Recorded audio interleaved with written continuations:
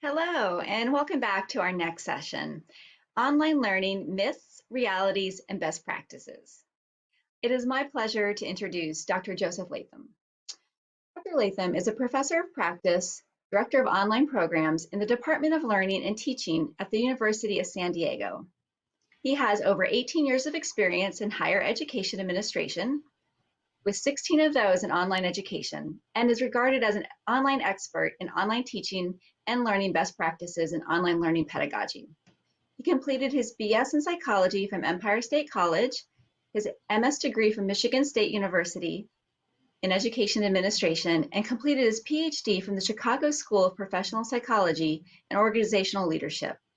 Dr. Latham has held several senior-level online administrative positions at notable universities, including Fordham University, New York University, and the Borough of Manhattan Community College, and now oversees the development and growth of USD's online Masters in Education, teaching English to speakers of other languages, and the newly created PhD in Education for Social Justice programs. As a professor of practice, Dr. Latham is passionate about teaching in the fields of psychology, human development, and social justice and advocacy. Along with teaching, he also serves as the academic advisor for more than 200 online students of the MS and PhD online programs. Dr. Latham's doctoral work focused on the study of workplace spirituality, which led to his interest in the development of spirituality in higher education curriculum. His work promotes both a spirit-inclusive workplace and a classroom and evaluates the benefits and challenges of having spirituality on a college campus. His work asks the question, how can spiritual practices contribute to students' spiritual growth and college success? He is passionate about optimism and has written and published his personal development work entitled, Why Choose Hell When You Can Have Heaven on Earth? A Guide to Sustaining Positive Attitude in a Troubled World.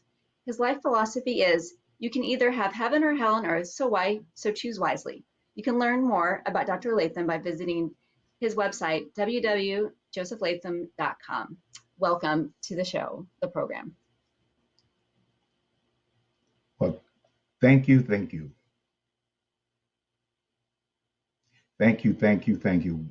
What a great introduction, and I really appreciate being chosen as a keynote speaker for this wonderful opportunity to meet with academic administrators, teachers, communities from all over, and I look forward to sharing some great online learning myths, reality, and best practices. We know that online education today is a big deal. With the pandemic, we see many organizations and schools, churches, and many other organizations turn to online education. So it was actually the saving grace for many organizations, that things that people experienced that were afraid to try, it is quite clear that some of these things won't go back. So I'm going to get right into my presentation. I would like to leave some opportunities for Q&A, and also I would like to invoke your participation where you can play your part as well. Okay. Thank you for reading my bio, and that was sufficient enough for me to talk about me for the time being. Our agenda today, we're going to cover online learning history to present. We also are going to dive into the numbers. Let's look at some of the statistics by research, what online education by the numbers. Then we're going to cover 7 myths or realities of online learning. And we're going to ask that you will be able to participate in the poll, so please join in. And then we'll do 10 best practices for teaching online that I like to share based on my experiences. And we can't forget to talk about COVID and how we would like to share some things that will help manage the technology and online education in a COVID environment. And then I would love to share some remote teaching technology tools that I strongly recommend and that are being used readily across the world and helping to leverage the online experience. So one thing that my bio did mention that I have graduated with my bachelor's and master's and PhD. But one thing it didn't mention is that I did all of my degrees fully online. So I completed my bachelor's, my master's, and my PhD fully online. 18 years of online education as administrator for the 4 different schools. I will mention that the Borough of Manhattan Community College is one of the largest community colleges in New York City, and we had enrollments up to 9,000 students in our online program. And now I have the privilege of working for University of San Diego, in which I'm able to oversee and manage the MED, Masters of Education, and our phenomenal education and social justice program. Now, so I spent 10 years as an online student while I was 18 years as a online administrator. So I bring both the online student and the administrative experience to the platform, in which I can say I've been waiting for everybody else to catch up. So my story though is I want to share with you how did I get here? Well, I'm from a large family. I grew up on a farm, a place outside of Detroit, Michigan, about 50 miles in a rural area. And growing up on a farm, and we were a very large family. And out of 9 children, I was the youngest. So when it came down time to go to school, my parents didn't have funds or money set aside like some were fortunate enough to have a college fund. So I got a 1 year scholarship and I attended Eastern Michigan University at that time. And I had an opportunity to finally make some money, and I was trying to go to school and trying to make money at the same time. So I did my first year of college, and then when it came back to my sophomore year, and when it came down time to go back to school, I went, but I was still trying to work 2 jobs. So when you are put in that position, you can kind of figure which one I had to choose and which one I chose to go with the money. And so I dropped out of college.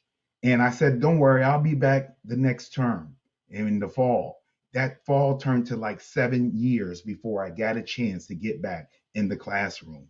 And it was through an online program at Empire State College that I found a program that allowed me to still manage my life, do the day to day, and still be able to participate as a student. So I am invested in online education because I know what it has personally done for me.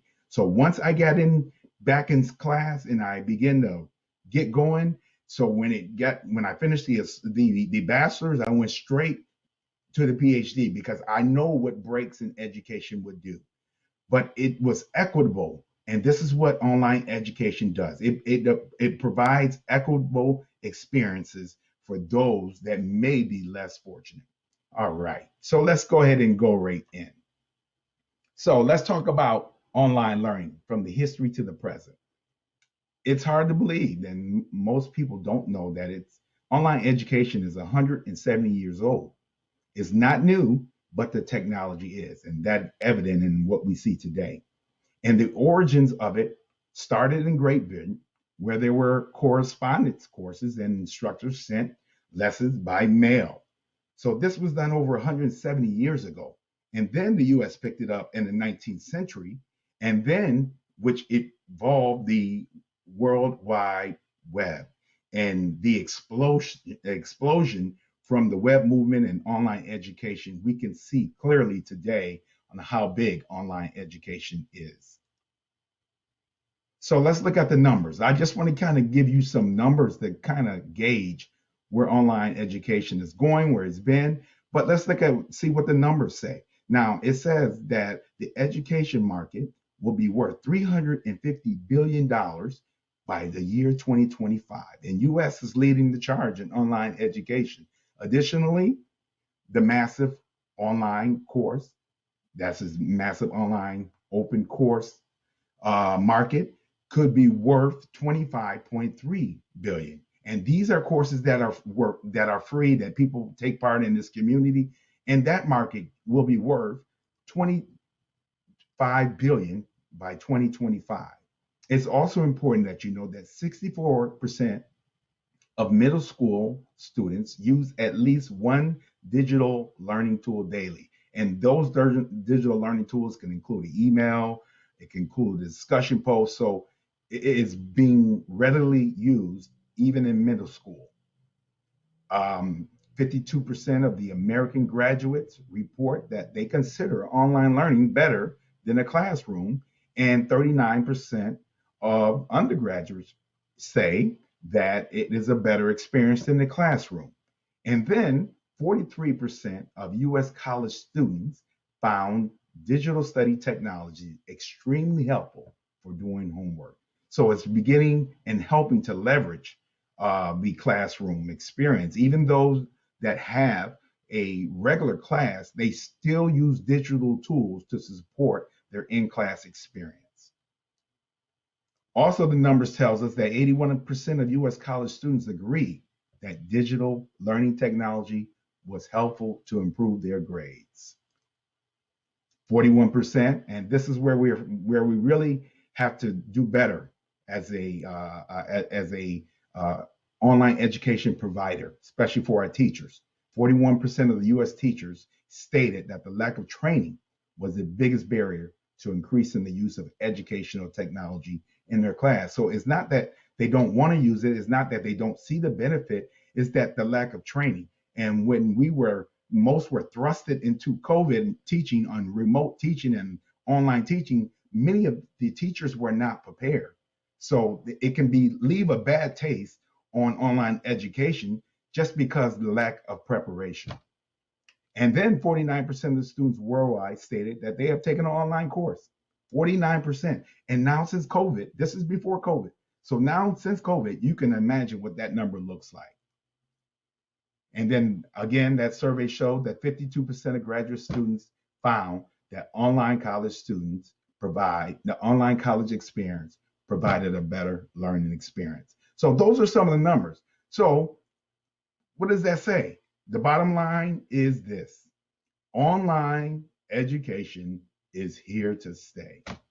With facts and figures favoring online education, it can be safe to say that it is here to stay. The combination of the growing interest in e-learning and how it is essentially a necessity nowadays due to the pandemic speaks volumes about its inevitable growth. And as more providers and facilitators, organizations, and students realize the benefits of e-learning, it is not difficult to imagine an exciting future for our global online education industry. All right, so those are the numbers, just to give you an idea of what it looks like for our future in online education. So let's have a little fun and discover and talk about some of the myths of online learning. And this is where you're going to be able to participate through the poll. We have Jennifer who's going to help us with reading the results. So we encourage your participation. But the first thing we want you to know is that when in regards to myths of online learning, it's a question that I asked and when many have asked me, and this is the main thing I want to make sure that I impart on when it comes to online education. The only difference that an online course and an in-person course should have is this: the modality in which the course is offered. The goal of an online course is to mirror a ground course. It shouldn't be less than, it shouldn't be more than. The goal is that the learning objectives and the student learning outcomes should be the same. It's just the modality in which is being offered to reach those outcomes. So let's talk about our first myth. We want you to put into the chat, okay? And we want you to participate.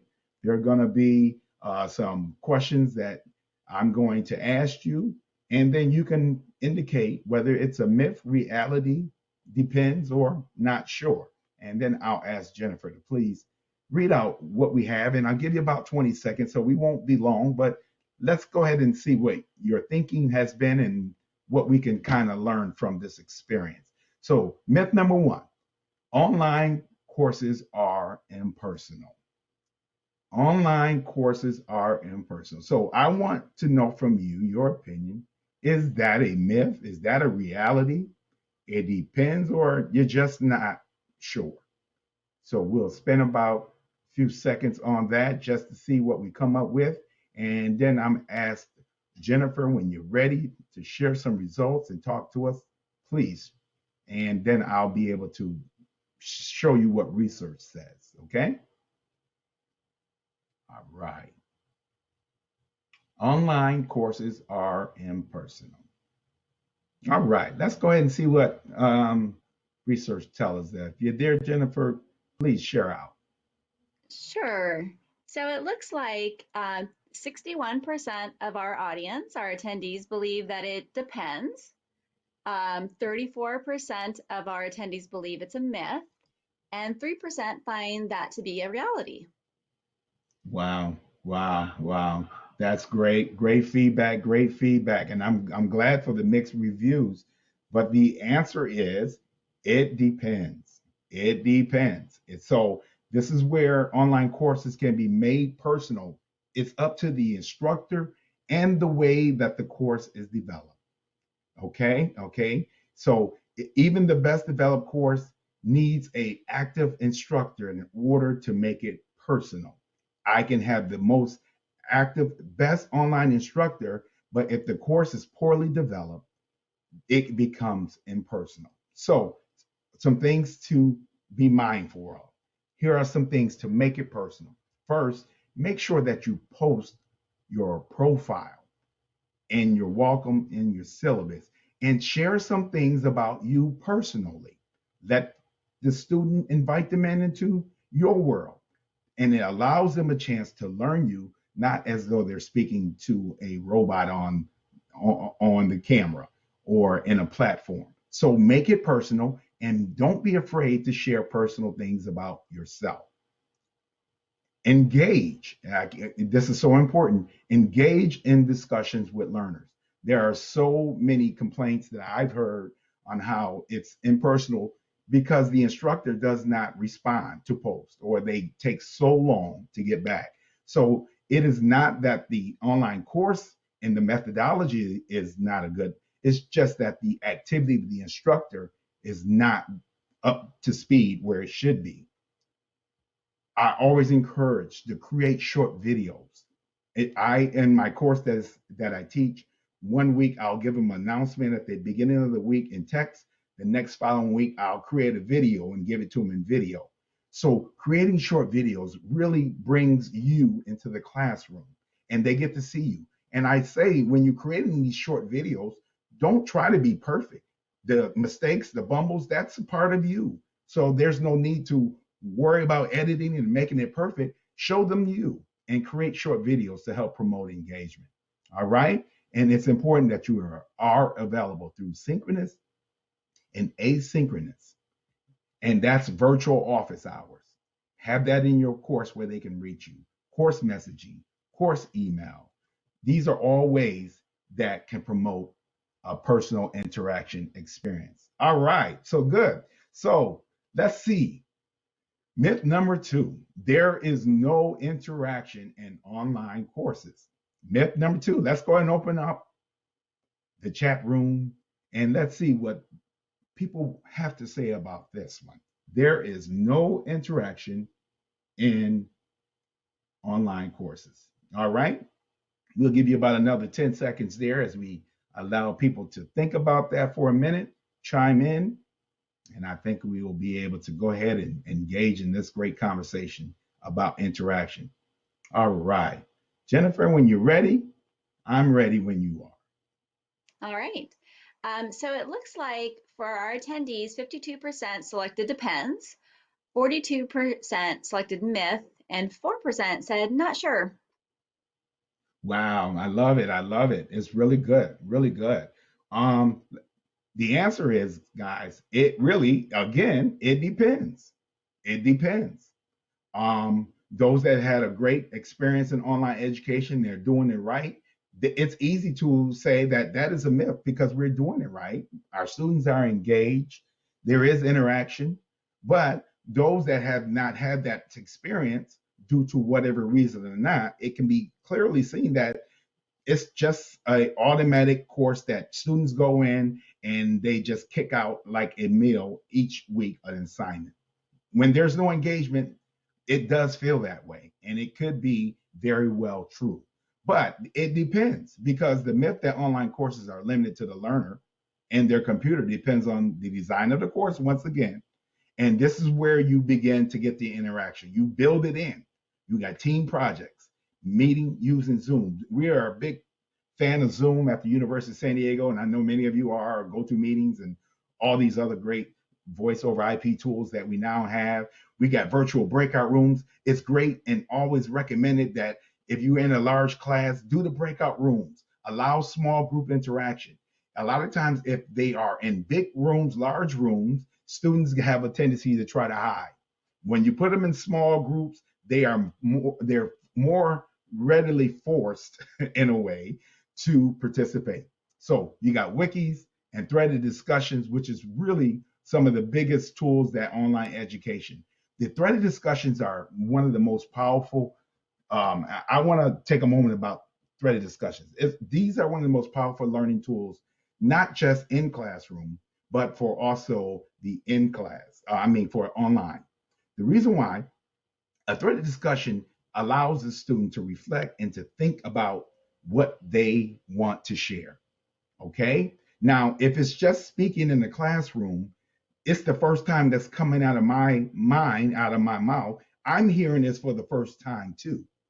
But if I'm able to write and I'm able to put it in a threaded discussion, the amount of thought that goes into it, and I'm able to even research, I'm able to do many things that will and often produce a better response than in class. All right. So just a thought that I want to leave with you when it comes to threaded discussions and what that looks like. And the instructor and the students can engage in any of these collaborative activities, and students can also engage with each other. It's important that your university, your school have synchronous tools like Zoom, GoToMeetings, where students can talk to each other. One-on-one with the instructor is great, but leave those times and opportunities for student, because it's going to produce collaboration and teamwork. All right. And remember, as in any course, the quality of the interaction is dependent on the background and the preparation of the learners and instructors. We have to prepare our students. This is a way of learning. Whether they go back, they open the schools back up, many of these type of hybrid opportunities are going to remain.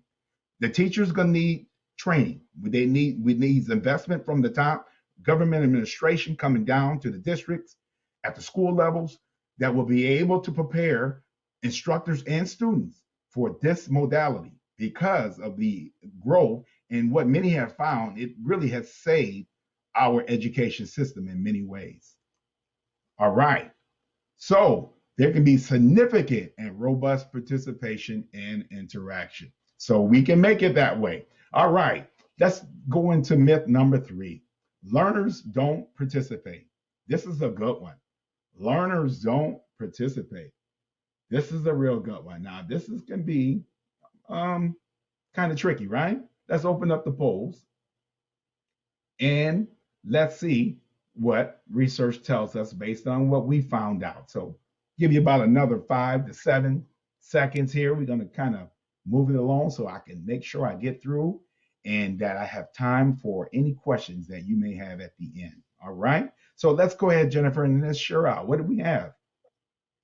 All right. So it looks like 78% of our attendees selected depends, 21% selected it's a myth, and 0% selected reality and not sure. Wow, that's great. Now you can see we kind of think like we get in the pattern. We're saying like, wow, it looks like if we just get depends on, it's really dependent upon the instructor, the student, the platform. So a lot of this really is contingent upon the participants, the stakeholders that are involved in the process. So which shows that there is so many possibilities that can take place and that it does happen if we make it happen. So the answer to that one, I had to do 2 answers for that one. I first said it's a myth, and then I said it depends. And so let's share out on what research says to try to help us formulate on why I put that. Okay, there may be more participation because of the fear of speaking in front of others is removed. That's why it makes it a myth. If I'm sitting in the back of a classroom in the classroom and often I'm not called upon to speak or I'm not forced to speak, guess what? If I'm not one of those students with the hand raising, always trying to be the one in the classroom, I'm not going to respond or say anything. But in an online course, that cannot happen. In order to get a grade, in order to be able to succeed, you have to participate. So, in many ways, online learning and an online class promotes more interaction and participation. And often the online classroom creates a safe environment where the social cultural barriers are diminished and it's easier to share ideas. Some students are worried about what they have on their clothes and they're being bullied for some one reason, teased, or they don't fit in the in group. So a lot of times classrooms become a very, very traumatic experience. But in an online class, some of those barriers are removed and they feel more active and they want to participate because they don't have those barriers that they face in the classroom. Additionally, learners can become more freely engaged in virtual discussions and are held accountable for their interaction. So this is a good way to hold them accountable. All right. And then I want to move to myth number 4. We thank you for that one. Let's go to myth number 4. Myth number 4 is this: online courses take less participation time. Now, I've heard a lot about this one. So let's take about 10 seconds on this one. Let me gather your thoughts on online courses take less participation time. This is a good one. All right. All right. So let's go ahead. Let's open up the polls and tell me what we have. I'd love to hear the answers on this one. All right, so it looks like 50% of our attendees selected it depends, 16% selected it's a reality, and 16% selected it's a myth, and then the rest of the 16% said not sure. Great, great. Awesome, great, great. Well, guys, this one is another dual answer that really is. First of all, I'm going to say that it can be a myth, but I'm going to share that it can be this. It is a myth in many ways because when it comes down to online courses, research has found that generally an online course will take as much, so I'm going to say the same or maybe more time than the traditional classroom courses. All right. And these are reasons why that we may find that. Now, depending on the type of online learning, the learner may have to do more individual assimilation and research and to engage with others, meaning that often online learners are in a space where they have to find the answers. The answers are not given to them. So they'll do a lot of web research. They'll do a lot of videos to watch. So this research can become a time consuming. But this is one of the reasons why some studies report that online learners are better learners or retain information better because of the amount of research on their own that they do and put into their work. They're not giving the answer. Promotes a strong learning opportunity. If students are never challenged, a lot of times they never learn. So there has to be a certain amount of challenge for students to actually learn. All right. Now, but you can save time. This is why I said it could be a little bit if both answers on one side and the other side. However, there's no commuting. So look how much time you're saving. When I lived in New York City, I had to get on the train, and that was an hour ride, and and then another hour. Then if the train got crowded, it stopped. It was an hour and a half too. So when I was logging in from home, I saved an hour, at least 2.5 hours of commute time. So that's one of the advantages. And it's important that you know that for an online course, learners can expect to spend at least 9 to 12 hours of coursework per week. Every one unit equals at least 3 hours of work. So in a 3-unit course, you can expect to spend at least 9 to 12. But once you get a flow and you get going, it doesn't seem as time consuming. All right. So myth number 5, online courses are less demanding. I've heard this a lot. This is, some say that, hey, these courses are just, ways for students to earn easy grades, and we feel like we're giving away the grades. They're not challenging. They're not rigorous. So let's open up and see what we have. I want to try to give us less time on the poll so we can continue on into this great presentation, so I can continue to give you all the information I came prepared with today. So whenever you're ready, Jennifer, I would love for you to go ahead and share, what does our attendees say regarding the myth number 5? Online courses are less demanding. All right. All right. So it looks like most of us, 53% of us, find it to be a myth. 40% of us believe it depends. And then 6% of us think it's reality. Wow. Wow. That's great. That's great. That's a great, great survey amount. I'm going to call this one a myth. When it's developed right, and that's why the depends will play a part. But when it's developed right, online courses are definitely not less demanding. All right. As with any online course, we really have the same performance expectations, whether it's in the classroom. We want to have the same requirements and assignments that we expect in a face-to-face course. And the difference is supposed to be only the modality, not the content or the rigor. What I've seen that those that have taught on the ground, what they love to do is stack their course when they have an online course that they took from the ground course, because they feel it's not as rigorous or not as demanding. And so they add extra stuff. Now, all of a sudden, the online course becomes much harder course, and then the ground course is less rigorous. I'll take the ground course. So stacking the course because you think it's less rigorous, not it. They have the same learning outcomes. You just have to find the ways in which technology and the modality meets that outcome, and we are able to do that through the technology. All right. All right. Let's go to number 6. Anyone can take an online course and be successful online. Now, this one should be pretty easy, right? Let's open up about 10 seconds on this one.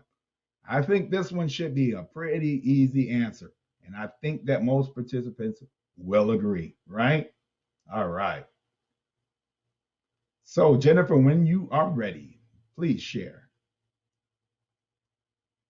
All right, I think we're getting the answers in soon. There we go. All right, 66% of us find that to be a myth, and 33% find it to be reality.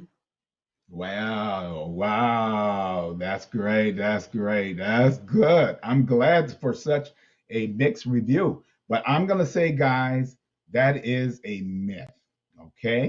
Because it is not the way of learning or teaching for some, okay? Let me share on why I say that.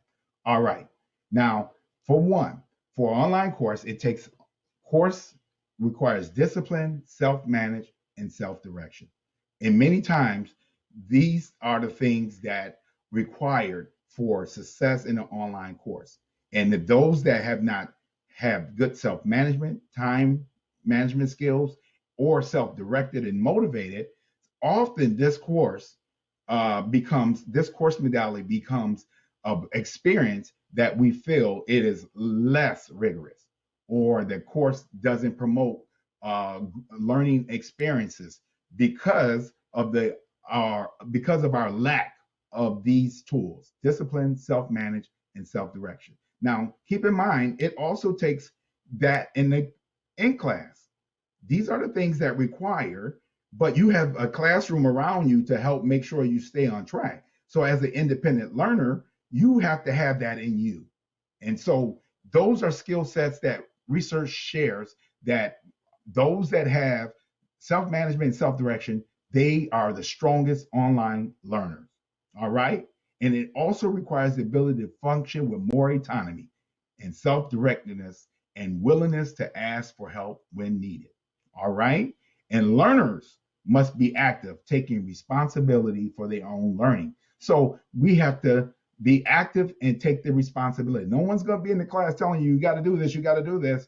You have to be motivated and take action for your own learning. All right. So last one, and this is a good one. We had to end with this one. Myth number 7 says it is easier to cheat. All right, it is easier to cheat. We would love to hear you chime in on this one because this one is a good one. All right. And we'll give you about another 5 to 7 seconds for you to give us what you got. And then Jennifer is going to go ahead and share what we have.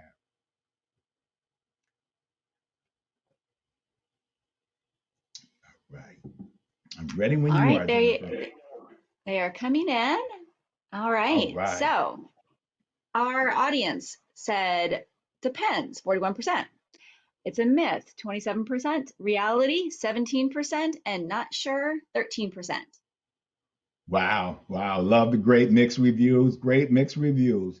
Hey, I'm gonna be honest and I'm gonna say, guess what? It is possible. And it can be easier in some instances to cheat.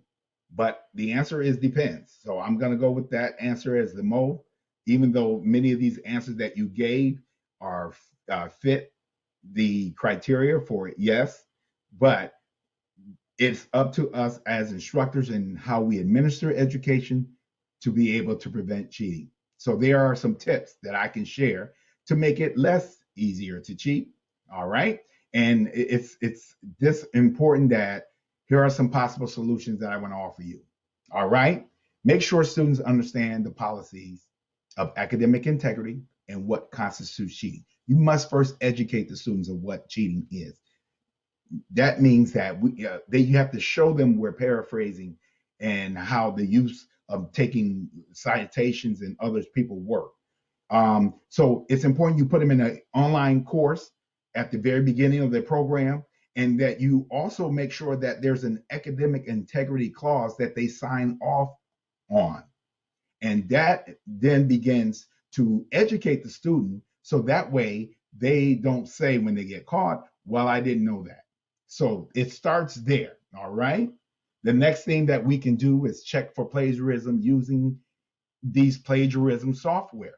At our university, we use SafeAssign, and SafeAssign is a plagiarism software that it is not meant to bust or catch students for cheating. What it's meant to is to deter students from cheating. All right. These tools are not meant, oh, we got you, we got you. No, it's an idea. The students know that there is a mechanism or tool that will monitor the work. When they submit and SafeAssign, it'll tell you a percentage on how much similarities of the work. And often, sometimes when you see that, it doesn't mean that the student cheated. What it means is for the instructor to check the work. And a lot of the correlations that you may see can be just simply the student didn't know how to paraphrase or how to cite. So those type of tools are very useful in programs and online programs. And then we even have proctor exam tools like Respondus Monitoring. So this is when you have webcams that are set up in the student's home while they're testing, and the monitor can read if eye movement is too fast, or if they're talking to someone, and the student must look straight ahead or be able to see if they're cheating using other material. So it's material like that that's available that help with the possibility of cheating. So it's not a pure science, but these are things that will help. So when you're using test pools in the built-in learning management system, it's always good to randomize the test. Never have the same test for every student. And the learning management systems are so smart, they'll be able to do that for you on its own. And then one of the things as educators, we have to do better about how we administer education, how it's being done. COVID has taught us a lot of things about how many flaws we have in our education practices and systems. So these are some of the things that we have to learn that should stay, is that student projects and papers should be submitted in smaller drafts. And when you work with the student along the way and you see the work along the way, it's easier to identify if it's their work or not. Okay? And give assignments that require students' personal reflection. When you assign the assignments that relate to the student, make them connect to the student experiences, and now personal reflection is what is a part of the assignment. It's hard to use someone else's life to personally reflect about yours. So you'll know whether or not it's their work or not. Okay. And the last thing I want to make sure that you keep mindful of when you're thinking about cheating is chunk and utilize formative assessment rather than summative. Smaller exercises, smaller videos, smaller assignments, but they're chunked, they're segmented. And this produces a way of students building their work as a portfolio or a project that really leads to learning instead of requiring a whole summative assignment. Okay, so those are just some of the things I'm glad to share with you. I hope that you've learned something from these practices and the myths that I've shared. Now I want to go ahead and I want to move on to 10 best practices for teaching online. Now, in almost my 20 years of experience, I've learned a lot. I've taught for associate program, I taught for bachelor's program, or I oversaw programs at those levels. I even oversaw and taught at the master's level. I oversaw and teach programs at the PhD level. They were nonprofit, they were for profit, they were religious, they were non-religious. So I've had an array of rides and different places that I've landed to be able to develop some best practices to share with you. And here are just some. All right.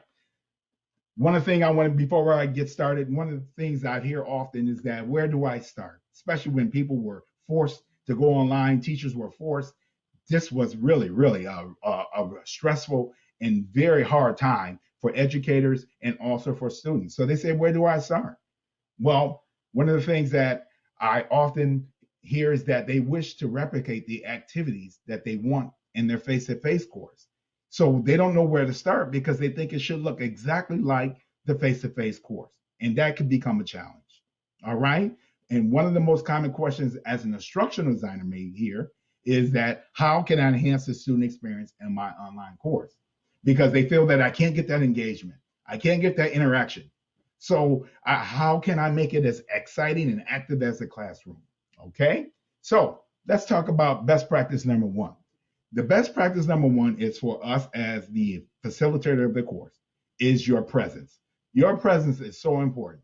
It is going to either make or break the course when it comes down to engagement and making sure that the students felt that they experienced an engaging learning experience. So for faculty and teachers, please know that your presence is often early. It's required. It's important that you post announcements at the beginning. And I often recommend appearing on video. This gives them a chance to look at and see you, feel you, understand you. And please participate in discussions. The discussions that the students are required to do, you should be involved in those discussions. So you put your voice in there, and that instructor presence is so important. Show your personality, show your passion, show your expertise. So, hey, let your guard down. If you can share where you are a person and you model the experience in which other students should share, then they will begin to engage with you and the other classmates in the same manner. So model that experience. Zoom is a big thing around University of San Diego. I have a Zoom office hour link built into my course, and the students can go to my calendar and sign up for a half hour of office hours with me throughout a week. So having that engagement on one-on-one, the office hours are great. And trust me, this has been a rewarding experience in many ways. I was speaking to a student that is in our master's education course. She's in Japan. We were able to talk about an assignment that she needed help with before she posted her last assignment. And then I had the fortunate opportunity to speak to a student who's taking courses from Saudi Arabia. And we were able to engage. So online education and the boundaries that it allows to break those boundaries that we can't find or accomplish in the classroom, this is where Zoom and other tools like that are such powerful and meaningful for the learning. All right. Best practice number two Make real world applications. You hear me? Make real world applications, meaning that motivate students by making connections. Use the material that you have, know your audience, find ways to connect the learning objectives to where their passion lies. And like I said, this takes us as academics to be more creative. And I think this is just a way of exposing us that we still got work to do. So if we can make those assignments and those learning outcomes where they connect to the real world experiences, then we have a chance to promote engagement and keep these students engaged in the course. And also it shows students how they will apply what they're learning. Most students don't know why we're doing what we're doing. Why are you teaching what you're teaching? Show them how it connects to their future and to their immediate future, and how they can apply what they're learning to their real world. Okay. Next thing is to bring in guest speakers. When you talk to the students all the time, just like when our parents talked all the time, it became like that Charlie Brown voice, wah, wah, wah. So when you bring in other people, it helps break up that voice that they hear all the time. And often guest speakers can be very, very motivating and change up the atmosphere for students to engage with another voice from an expert. All right. So best practice number 3 is I always encourage to orient your students to the online course.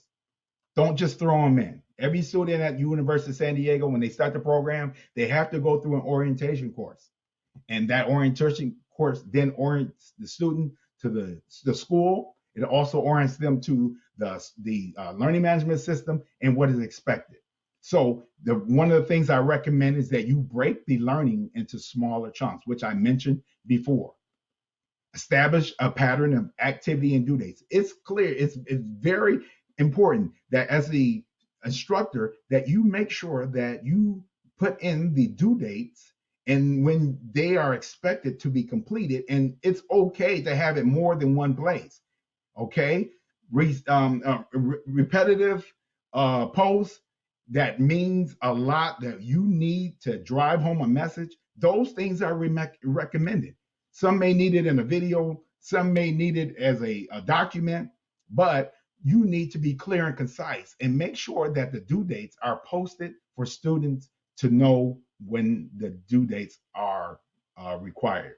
Okay. And then I often say describe expectation for online participation, communication, and netiquette. This is another thing about being clear. I'll talk about a netiquette document that I share in my own classroom in the next slide or two. So you'll know more about how to produce netiquette and set the norms before you begin your class. Okay. Provide technical support information. Make sure it's posted. And you do not want to be the person that has to play the IT as well while you're trying to facilitate the course. So you make sure that the information is available. It should be in the syllabus. It should be in an icon or a content item on the side, but make sure technical support information is readily available so you don't become IT. All right. A running FAQ. This is a great way. You use a Word doc. And then what I do is every time a student posts a question, I put it in the FAQ. So the students at any time, they can go in and they can look at the FAQ. So instead of me trying to always provide an answer with the detail, I tell the students check the FAQ. So, but every time there's a new one that comes up, I add to it. So that is a powerful way of managing the classroom. So be able to make sure that the students understand. And that also entails clear expectations, right? So the clear expectations to help them dive straight in. We don't want to have them sending us emails as classes beginning because we didn't prepare them in the beginning. So make sure that the clear expectations are early. It starts with a detailed syllabus. The due dates and schedules should be very clear. The assignment should have directions in how it's being assigned to the students. And then this is the netiquette document that I spoke about. Now, this netiquette document is do's and don'ts of online behavior that is appropriate in an online form. Okay. Now, each student has to read what the netiquette document, and they also sign off on this. Now, what that means now, when I see threaded discussions or conversations that break those netiquette rules, I can call them out on it. So I always recommend have a netiquette document that will then be able to help promote what those clear expectations are. Okay? Make sure they're educated about plagiarism and academic integrity policies. Make sure that they are there in the syllabus in places where they can begin to know that what we expect is quality, and we also promote academic integrity. All right. So, best practices. Number 5, learning objectives. This is important. Alignment matters. I can't say this enough. Alignment matters. You know how many online courses I saw that the alignment, that what they were doing and the course learning outcomes had nothing to do with each other?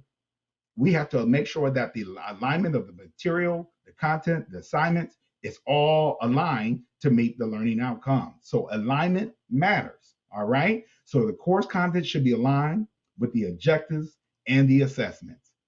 I can't impress upon you enough. Extra content not directly supported, the learning objectives, is removed or made optional. When you pack a course, and they have all these links, it tends to become so busy, students don't know where to go. They don't know where to click. So I always recommend remove extra content that doesn't relate. You can always have other places where you can tell them where they can be able to find those extra materials, or you build a folder with all that material of extra resources by itself. But don't confuse the student by having all this extra content that really has nothing to do with it. Okay? Best practice number 6, give prompt and meaningful feedback. Now, this is an important one. This really goes out to our instructors and our faculty, because I hear so many complaints about how the course is just not interactive. And it's because of the feedback and the prompt and the instructor presence that was lacking. Okay. So I want to share some best practices about when it comes down to giving prompt and meaningful feedback. And it's there to improve the student outcomes. So that's why it's so important that we give our students the feedback that they need, and we reinforce important materials with our concept and skills. So this is where the material and it's going to match, and the materials that we provide is going to be able to then allow for us as educators, when we do get the material back, to give them timely feedback. It's so imperative that we give them feedback in time so they can do better on their next assignment. But if I wait until the last moment, then another assignment comes, that doesn't allow the student to really correct the work. So I also recommend try teacher video responses for student questions instead of emailing, often responses to the same question. So these learning management systems now are so intuitive and so built in and robust. You can go ahead and do a video instead of email, and you can send the same response back in a email and a video. And it really can take less time than writing. So I encourage you, try video responses, all right? And then you want to use those clear and concise language. When you give feedback, telling the student simply a good job or needs work, that's not good enough. They need and they want more specifics. What was it that made the work good? All right, so they can do it again. What needs more work so they can improve the quality of their work? So prompt, meaningful feedback is so important. I'll always say this when it comes down to discussion posts. One of the rules is at our university is 24 to 48 hours in which we say that we will respond. And most institutions have that same policy. But I found out a lot of institutions, and sometimes even some people I've known in my own organization experiences in past, don't follow that. And that really frustrates students because they are looking for what you told them. You're going to respond 24 to 48. Okay, so it's important. All right. Number 7, engagement and student connection. This is a great one. All right. So the quality of the interaction between the students is a sign of a successful class. When you see students interacting with each other and they're really communicating, they're going back, this is when you know your class is off to a good start. It's really a problem if you see the students are not responding to each other and you're not responding. This class is a recipe for disaster. All right.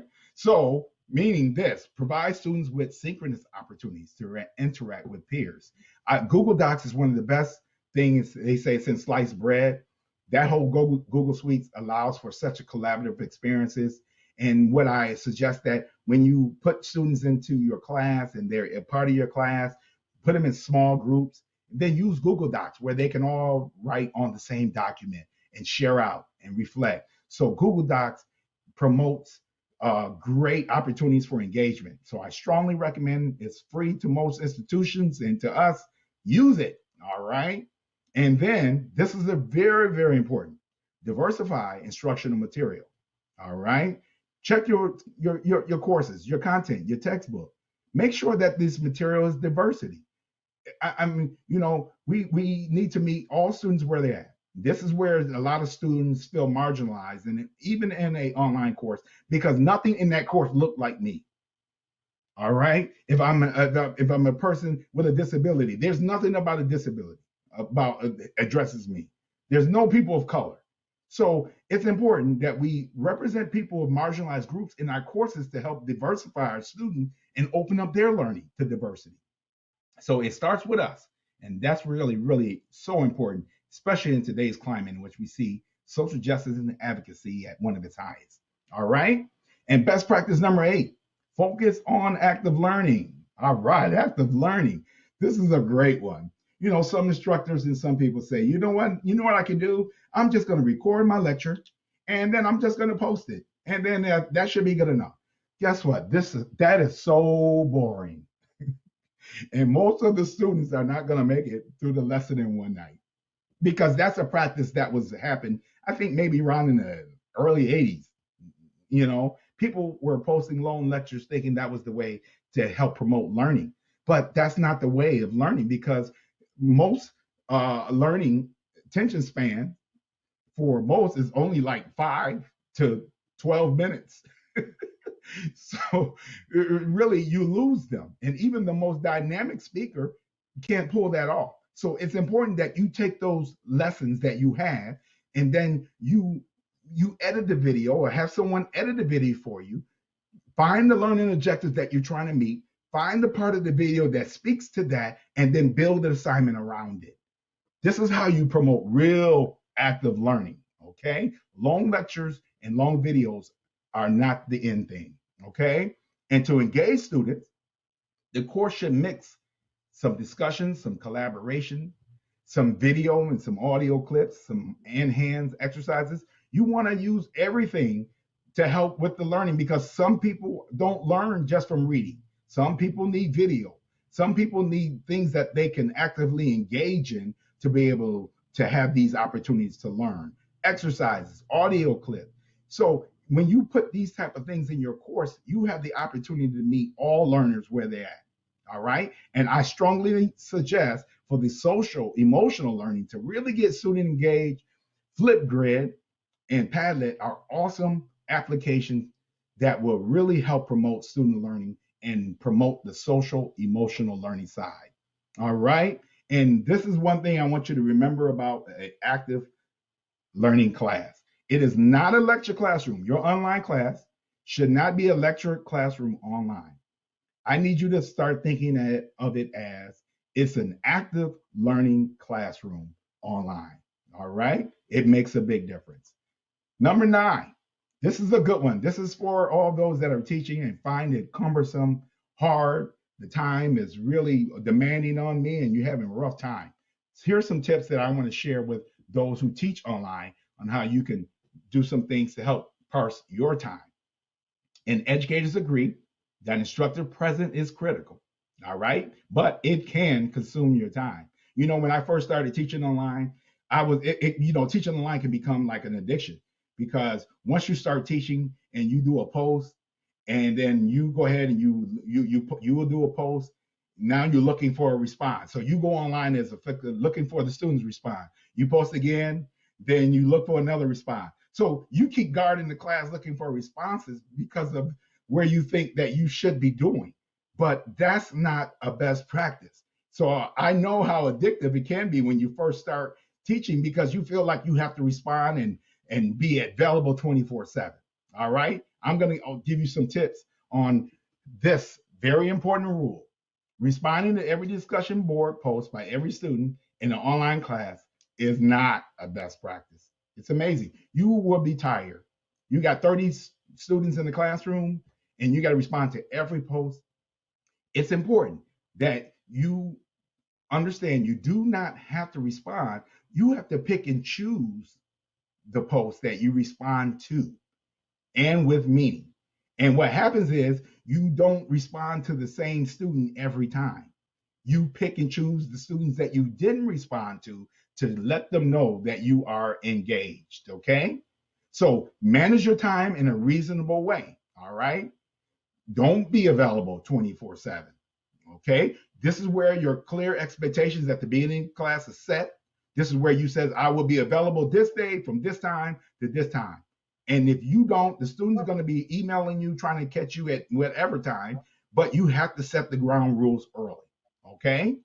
And then don't turn your class into a one-on-one interaction with 30 students. Now you know why you become so overloaded and so tired if you're teaching an online class, because you turn into a one-on-one interaction with 30 students. So pick and choose where you insert your voice, but make sure your voice is there, okay? And best practice number 10, I want you to embrace multimedia assignment. This is a new world, guys. The way education was administered just a year ago, it looks different. So we must now look at how we can leverage these opportunities through digital media. I showed you the statistics on how digital media and the use and the growth is there. So we need to, as educators, leverage that. So we can, students who usually enroll into a virtual class, they're ready for that. So if they are ready for it, then I say to instructors, use it. Meet them where they already know they are good at technology, social media. These things are great learning opportunities that we can leverage. Also, it's while it might be quicker to grade papers than to review student produced PowerPoint, videos are a great way that we can have assignment submissions. I was looking over the weekend, I got 25 students, I watched 18 at one time. Even though it took some time, the amount of learning and the meaning that I saw coming out of those videos made me proud to know that these students really have met and were getting to reach where the outcomes should be. So that was rewarding. And I recommend a few tools: VoiceThread, Padlet, Zoom, Screencast, and Perusal, Google tools, Explain Everything. I want to just quickly share that Screencast and Explain Everything are awesome tools for feedback. You know, often you write on the student paper and then you go ahead and give the feedback. What you can do with a screencast, you can put the paper on your desktop. You can then be able to then show them and make a video where they made their mistakes and then send it to them. This is such a powerful way of giving feedback, and the students, the aha moment usually takes place once they can see it visually. All right, awesome. So coping with So, COVID, Dr. Latham, we're almost there, guys. Yeah, so Jennifer, Dr. are you Latham, this is there? Jen. Yes, so we are actually running out of time. And Oh, the love chats it. were on fire. People have really found this helpful. And Yeah, so we are going to have to begin to wrap it up, but we yes, do have resources that you yes. had for us. So maybe we can I jump to would those. I would love to share those. Thank you so much. See, I get so Okay. excited, guys. This is my thing. So I just get going. I want to share those resources then. I think that would be very important. And then I would be always open to hear and talk to anyone uh, anytime after this. So I'm available. This is not the last time you will hear Definitely. or see from me. All right. That's So awesome. here are some technology tools that I want to share with you quickly, because I think these are important tools that help you manage the classroom or remote learning. You got Zoom and Skype, which many people know about. Google Classroom, I strongly recommend. And I want to just point out quickly two or three learning platform systems that are collaboration platforms like Class Dojo, Edimoji, and Seesaw. These platforms are built in, great for K through 12, for those that are in K through 12. This is a great way of a collaborative experience all in one. It's all included, so that way all the learning can happen through that for our K through 12. Also, Go Guardian is an awesome tool because once a system or a student goes into this system, now they're locked in and their browser won't allow them to browse. So they can't go outside and surf the web. So Go Guardian is like something that I call a really great resource for keeping the student focused on the learning and what's ahead of them. And with that being said, I thank all of you so much for this opportunity. I hope that you have learned something. And if not, please feel free to reach out to me. Back to you, Jennifer. Thank you. Thank you so much. And I know that everyone here who is attending your session wants to thank you as well. And as we mentioned, there were lots of good questions. And so we are keeping track of those. And I know we're going to keep coming back to this important topic during this 3-day event. So thank you all. And we're going to go ahead and keep going with the program. Thank you again. Awesome. Thank you.